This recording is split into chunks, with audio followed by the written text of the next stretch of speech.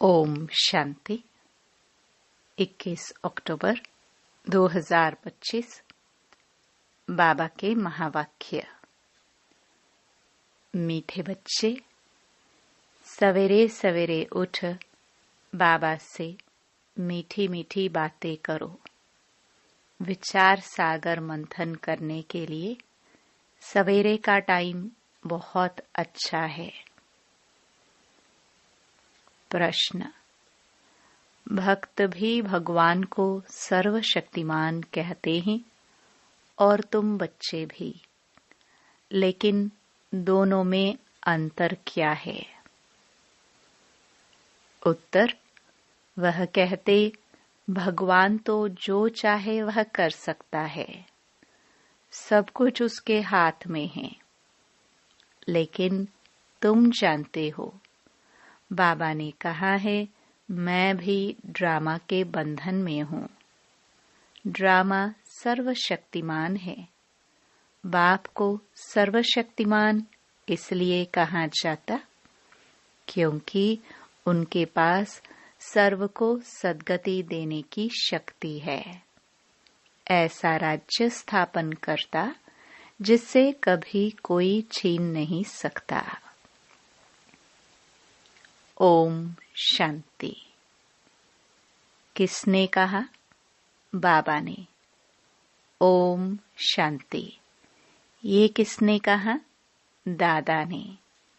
अब तुम बच्चों ने ये पहचाना है। ऊंच ते ऊंच की महिमा तो बहुत भारी है। कहते हैं सर्वशक्तिमान है तो क्या नहीं कर सकते। अब यह भक्ति मार्ग वाले तो सर्वशक्तिमान का अर्थ बहुत भारी निकालते होंगे। बाप कहते हैं ड्रामानुसार सब कुछ होता है, मैं कुछ भी करता नहीं हूँ। मैं भी ड्रामा के बंधन में हूँ। सिर्फ तुम बाप को याद करने से सर्वशक्तिमान बन जाते हो। पवित्र बनने से तमो प्रधान से सतो प्रधान बन जाते हो। बाप सर्वशक्तिमान है, उनको सिखलाना होता है। बच्चे मुझे याद करो तो विकर्म विनाश हो जाएंगे। फिर सर्वशक्तिमान बन विश्व पर राज्य करेंगे। शक्ति नहीं होगी तो राज्य कैसे करेंगे? शक्ति मिलती है योग से। इसलिए भारत का प्राचीन योग बहुत गाया जाता है। तुम बच्चे नंबरवार याद कर और खुशी में आते हो। तुम जानते हो हम आत्माएं बाप को याद करने से विश्व पर राज्य प्राप्त कर सकते हैं। कोई की ताकत नहीं जो छीन सके। ऊंच ते ऊंच बाप की महिमा सब करते हैं, परंतु समझते कुछ नहीं। एक भी मनुष्य नहीं जिसको यह पता हो कि यह नाटक है। अगर समझते हो कि नाटक है तो शुरू से अंत तक वह याद आना चाहिए। नहीं तो नाटक कहना ही रॉन्ग हो जाता है। कहते भी हैं यह नाटक है, हम पाठ बजाने आए हैं, तो उस नाटक के आदि मध्य अंत को भी जानना चाहिए ना। ये भी कहते हैं हम ऊपर से आते हैं, तब तो वृद्धि होती रहती है ना। सतयुग में तो थोड़े मनुष्य थे, इतनी सब आत्माएं कहाँ से आई? यह कोई समझते नहीं कि यह अनादि बना बनाया अविनाशी ड्रामा है, जो आदि से अंत तक रिपीट होता रहता है। तुम बायोस्कोप शुरू से अंत तक देखो, फिर दोबारा रिपीट करके अगर देखेंगे तो चक्र जरूर हूबहू रिपीट होगा। जरा भी फर्क नहीं होगा। बाप मीठे मीठे बच्चों को कैसे बैठ समझाते हैं, कितना मीठा बाप है। बाबा आप कितने मीठे हो। बाबा बस अभी तो हम चलते हैं अपने सुखधाम में। अभी यह मालूम पड़ा है कि आत्मा पावन बन जाएगी तो दूध भी वहाँ पावन मिलेगा। श्रेष्ठाचारी आत्माएं बहुत मीठी होती है। समय पर बच्चे को आपे ही दूध पिलाती है। बच्चे को रोने की दरकार नहीं होती। ऐसे ऐसे यह भी विचार सागर मंथन करना होता है। सुबह को बाबा से बातें करने से बड़ा मजा आता है। बाबा आप कितनी अच्छी युक्ति बताते हो श्रेष्ठाचारी राज्य स्थापन करने की। फिर हम श्रेष्ठाचारी माताओं की गोद में जाएंगे। अनेक बार हम ही उस नई सृष्टि में गए हैं। अभी हमारे खुशी के दिन आते हैं। यह खुशी की खुराक है, इसलिए गायन भी है। अतीन्द्रिय सुख पूछना हो तो गोप गोपियों से पूछो। अब हमको बेहद का बाप मिला है। बाबा फिर से स्वर्ग का मालिक श्रेष्ठाचारी बनाते हैं। कल्प कल्प हम अपना राज्य भाग्य लेते हैं, हार खाते हैं, फिर जीत पाते हैं। अभी बाप को याद करने से ही रावण पर जीत पानी है। फिर हम पावन बन जाएंगे। वहाँ लड़ाई दुख आदि का नाम नहीं, कोई खर्चा नहीं। भक्ति मार्ग में जन्म जन्मांतर कितना खर्च किया, कितने धक्के खाए, कितने गुरु किए हैं। अब फिर आधा कल्प हम कोई गुरु नहीं करेंगे। शांति धाम सुख धाम जाएंगे। बाप कहते हैं तुम सुखधाम के राही हो।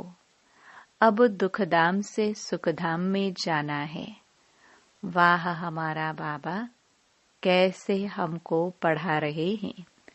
हमारा यादगार भी यहाँ है। यह तो बड़ा वंडर है। इस दिलवाड़ा मंदिर की तो अपरम अपार महिमा है। अभी हम राजयोग सीखते हैं, उसका यादगार तो जरूर बनेगा ना। यह हूबहू हमारा यादगार है। बाबा मम्मा और बच्चे बैठे हैं। नीचे योग सीख रहे हैं। ऊपर में स्वर्ग की राजाई है। झाड़ में भी कितना क्लियर है। बाबा ने कैसे साक्षात्कार कराए, फिर चित्र बैठ बनवाए हैं। बाबा ने ही साक्षात्कार कराया और फिर करेक्ट भी किया। कितना वंडर है। सारी नई नॉलेज है। किसको भी इस नॉलेज का पता नहीं है। बाप ही बैठ समझाते हैं। मनुष्य कितना तमो प्रधान बनते जाते हैं। मनुष्य सृष्टि बढ़ती जाती है। भक्ति भी वृद्धि को पाते पाते तमो प्रधान बनती जाती है। यहाँ अब तुम सतो प्रधान बनने का पुरुषार्थ करते हो। गीता में भी अक्षर है मन मना भव। सिर्फ यह नहीं जानते कि भगवान कौन है। अब तुम बच्चों को सवेरे सवेरे उठकर विचार सागर मंथन करना है कि मनुष्यों को भगवान का परिचय कैसे दे। भक्ति में भी मनुष्य सवेरे सवेरे उठकर कोठी में बैठ भक्ति करते हैं। वह भी विचार सागर मंथन हुआ ना। अभी तुमको ज्ञान का तीसरा नेत्र मिलता है। बाप तीसरा नेत्र देने की कथा सुनाते हैं। इसको ही फिर तीजरी की कथा कह दिया है। तीजरी की कथा, अमर कथा, सत्यनारायण की कथा भी मशहूर है। सुनाने वाला एक ही बाप है, जो फिर भक्ति मार्ग में चलती है। ज्ञान से तुम बच्चे सॉल्वेंट बनते हो, इसलिए देवताओं को पदमपति कहते हैं। देवताएं बहुत धनवान पदमपति बनते हैं। कलयुग को भी देखो और सतयुग को भी देखो, रात दिन का फर्क है। सारी दुनिया की सफाई होने में टाइम लगता है ना। यह बेहद की दुनिया है। भारत है ही अविनाशी खंड। यह कभी प्रायलोप होता नहीं। एक ही खंड रहता है आधा कल्प, फिर और खंड इमर्ज होंगे नंबरवार। तुम बच्चों को कितना ज्ञान मिलता है? बोलो, वर्ल्ड की हिस्ट्री, ज्योग्राफी कैसे चक्कर लगाती है, आकर समझो। प्राचीन ऋषि मुनियों का कितना मान है, परंतु वह भी सृष्टि के आदि मध्य अंत को नहीं जानते। वह हठ योगी हैं। हाँ, बाकी उनमें पवित्रता की ताकत है, जिससे भारत को थमाते हैं। नहीं तो भारत पता नहीं क्या हो जाता। मकान को पोची आदि लगाई जाती है ना, तो शोभा होती है। भारत महान पवित्र था, अब वही पतित बना है। वहाँ तुम्हारा सुख भी बहुत समय चलता है। तुम्हारे पास बहुत धन रहता है। तुम भारत में ही रहते थे, तुम्हारा राज्य था। कल की बात है। फिर बाद में अन्य धर्म आए हैं। उन्होंने आकर कुछ सुधार कर अपना नाम बाला किया है। अब वह भी सब तमो प्रधान बन गए हैं। अब तुम बच्चों को कितनी खुशी होनी चाहिए। ये सब बातें नए को नहीं सुनानी है। पहले पहले तो बाप की पहचान देनी है। बाप का नाम, रूप, देश, काल जानते हो। ऊंच ते ऊंच बाप का पाठ तो मशहूर होता है ना। अभी तुम जानते हो, वह बाप ही हमको डायरेक्शन दे रहे हैं। तुम फिर से अपनी राजधानी स्थापन कर रहे हो। तुम बच्चे मेरे मददगार हो। तुम पवित्र बनते हो।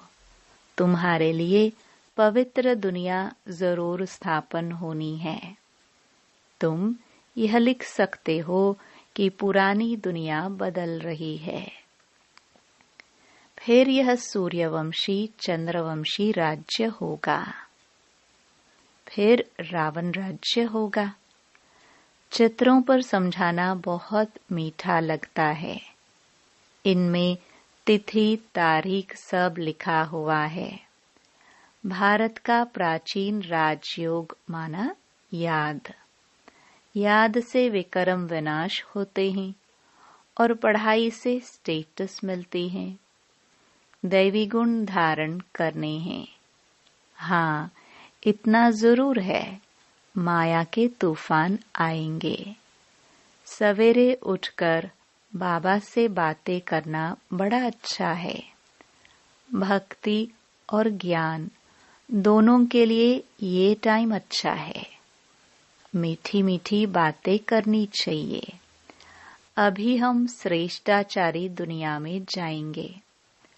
बूढ़ों के दिल में तो यह रहता है ना कि हम शरीर छोड़ गर्भ में जाएंगे। बाबा कितना नशा चढ़ाते हैं। ऐसी ऐसी बातें बैठ करो तो भी तुम्हारा जमा हो जाए। शिव बाबा हमको नरकवासी से स्वर्गवासी बना रहे हैं। पहले पहले हम आते हैं। सारा ऑलराउंड पार्ट हमने बजाया है। अब बाबा कहते हैं इस छी चोले को छोड़ दो, देह सहित सारी दुनिया को भूल जाओ। यह है बेहद का सन्यास। वहां भी तुम बूढ़े होंगे तो साक्षात्कार होगा। हम बच्चा बनते हैं, खुशी होती है। बचपन तो सबसे अच्छा है। ऐसे ऐसे सवेरे उठ विचार सागर मंथन करना है। पॉइंट्स निकलेंगी तो तुमको खुशी होगी। खुशी में घंटा 1.5 घंटा बीत जाता है। जितनी प्रैक्टिस होती जाएगी उतनी खुशी बढ़ती जाएगी। बहुत मजा आएगा।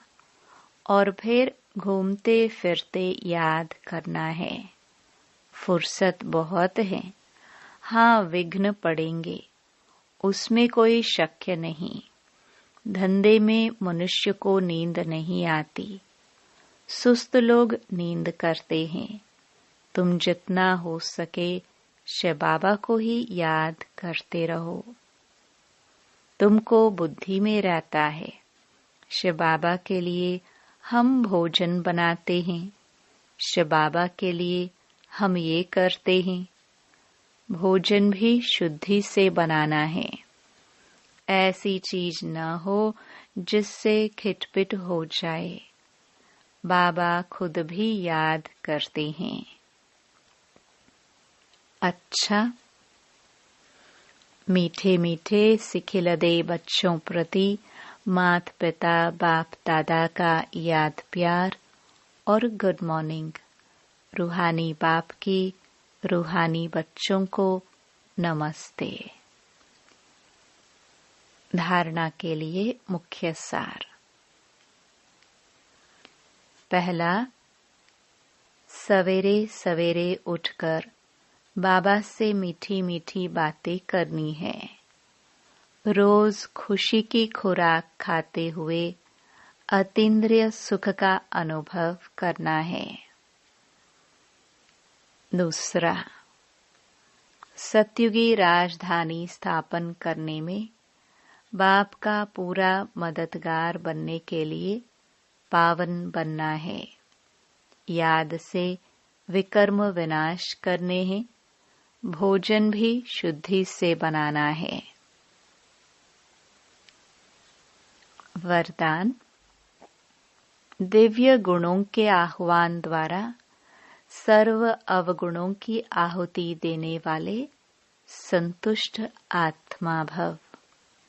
जैसे दीपावली पर विशेष सफाई और कमाई का ध्यान रखते हैं, ऐसे आप भी सब प्रकार की सफाई और कमाई का लक्ष्य रख संतुष्ट आत्मा बनो।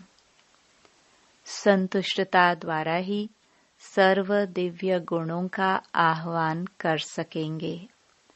फिर अवगुणों की आहुति स्वतः हो जाएगी।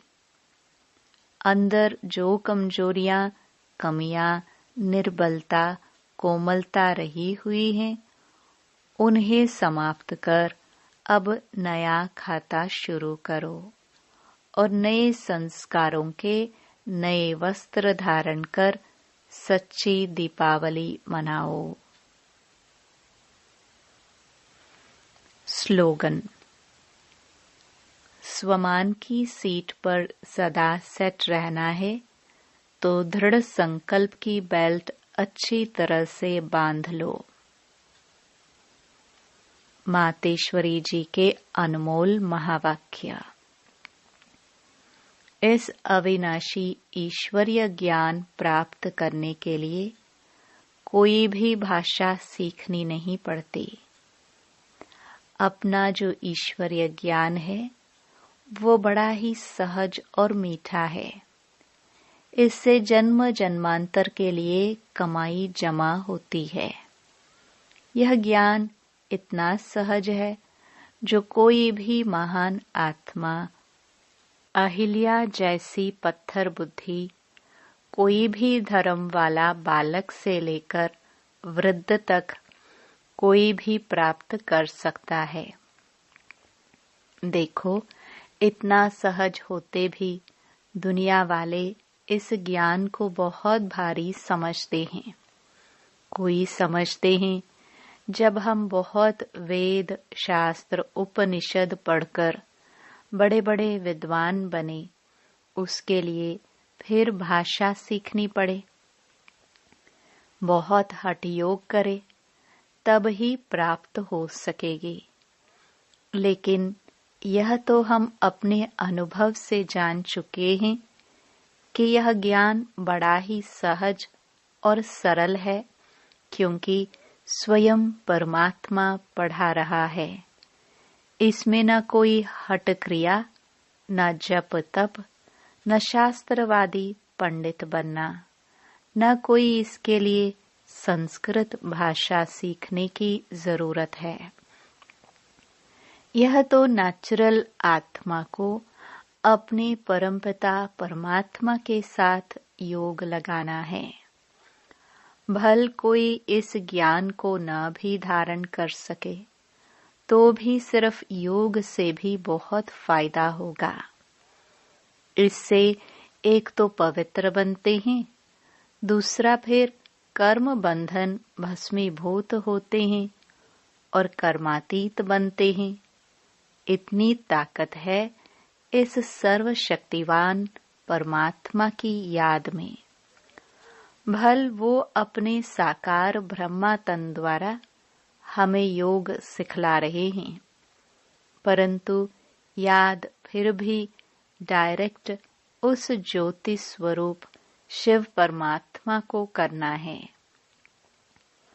उस याद से ही कर्म बंधन की मैल उतरेगी।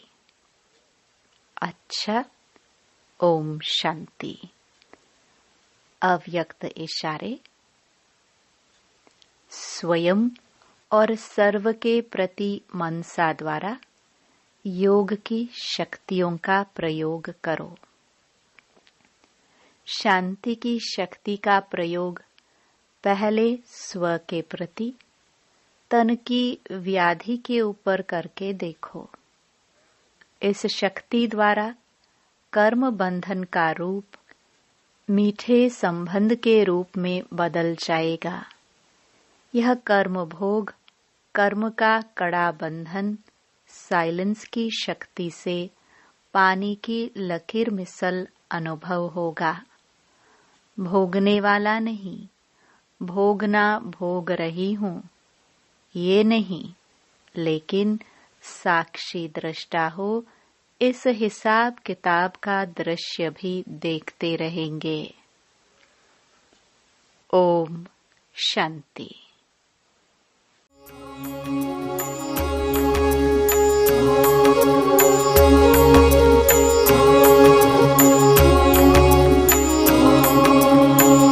नींद से अब जागो रे मानव, नींद से अब जागो रे मानव, प्रभु में मन को रमा। शिव पिता ए धरा पर, शिव पिता ए धरा पर, वो जगत परमात्मा। नींद से अब जागो रे मानव, प्रभु में मन को रमा।